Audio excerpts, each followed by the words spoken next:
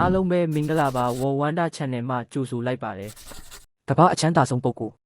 2026ဇွန်လအထိစစ်တမ်းများအရကမ္ဘာအချမ်းသာဆုံးပုဂ္ဂိုလ်ဟာ Elon Musk ဖြစ်ပါတယ်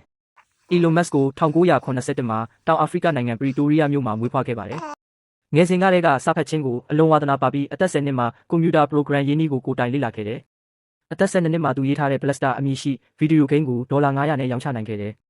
အသက်18နှစ်မှာတောင်အာဖရိကကနေနေတာနိုင်ငံကိုပြောင်းရွှေ့ခဲ့တယ်နောက်ပိုင်းမှာအမေရိကန်ပြည်ထောင်စုတို့ရောက်ခဲ့ပြီးပင်ဆေးနီးယားတက္ကသိုလ်မှာယူပဗေဒနဲ့စီးပွားရေးပညာရပ်များလေ့လာခဲ့တယ်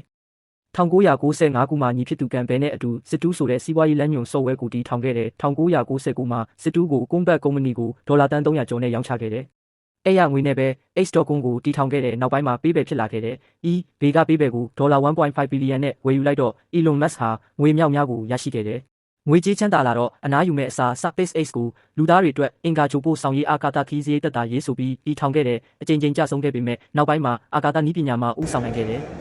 2004ခုနှစ်မှာလောင်စာကားတွေအစားလျှက်စစ်ကားတွေအစားထိုးဖို့ရည်ရွယ်ချက်နဲ့ Tesla လျှက်စစ်ကားကုမ္ပဏီကိုစတင်တည်ထောင်ခဲ့တယ်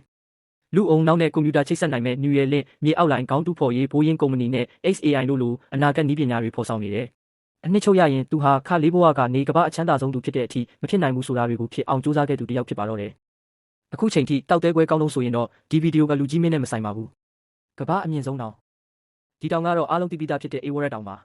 ပင်လယ်မျက်နှာပြင်အထက်29,030နာပေမီတာအဖြစ်8,849ထပ်မှာတည်ရှိပါတယ်။ဤမဝင်နာတောင်တန်းတွေအတွင်းမှာတည်ရှိပြီးနီပေါနဲ့တရုတ်တိဘက်နယ်စပ်မြင်းပေါ်မှာတည်ရှိပါတယ်။နီပေါဘာသာစကားနဲ့စကားမတလို့ခေါ်ပြီးတိဘက်ဘာသာစကားနဲ့ချိုမိုလမ်းမလို့ခေါ်ဆိုကြပါတယ်။ Everest ဆိုတဲ့နာမည်ကိုတော့ဗြိတိရှတိုင်းသားရေးပညာရှင်ဆာဂျော်ဂျီအဲဘရက်ကိုဂုဏ်ပြုသောအဖြစ်1965မှာအမည်ပေးခဲ့တာဖြစ်ပါတယ်။ Everest တောင်ကကမ္ဘာအမြင့်ဆုံးတောင်ဖြစ်တာကြောင့်တောင်တက်သမားတွေအတွက်ပန်းတိုင်တစ်ခုဖြစ်ပါတယ်။အလွန်အမင်းအေးခဲ့ပြီးလေပြင်းအားနည်းခြင်းနဲ့အောက်ဆီဂျင်ပြတ်လတ်ခြင်းတို့ကြောင့်တက်ရောက်ဖို့အလွန်ခက်ခဲပါတယ်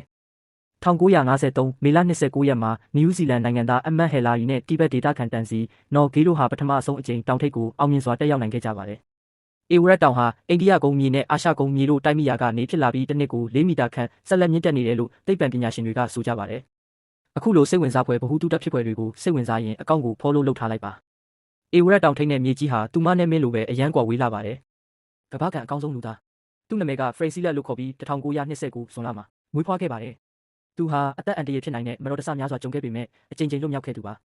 ပထမဆုံးသူ့အသက်28နှစ်မှာကျောင်းဘတ်စကားမြစ်ထဲမှာတော်တဆထိုးကျခဲ့ပေမဲ့သူဟာလွတ်မြောက်ခဲ့ပါတယ်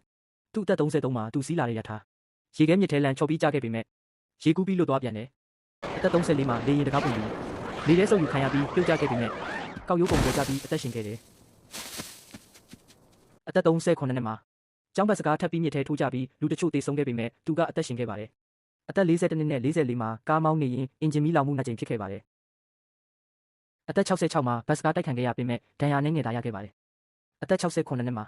တောင်ပေါ်လမ်းမှာကား6ထဲထိုးကျသွားလို့ကားပေါ်ကနေကုန်ထွက်ပြီးတစ်ပင်ပေါ်ချိတ်မိကလွတ်မြောက်ခဲ့တယ်အသက်83နှစ်မှာတော့ထီပေါက်ခဲ့ပြီးအသက်89မှာကွယ်လွန်ခဲ့ပါတယ်ကမ္ဘာကန်အဆိုးဆုံးလူသားအကြောင်းစိတ်ဝင်စားရင်နောက်လာမယ့်ဗီဒီယိုကြည့်ဖို့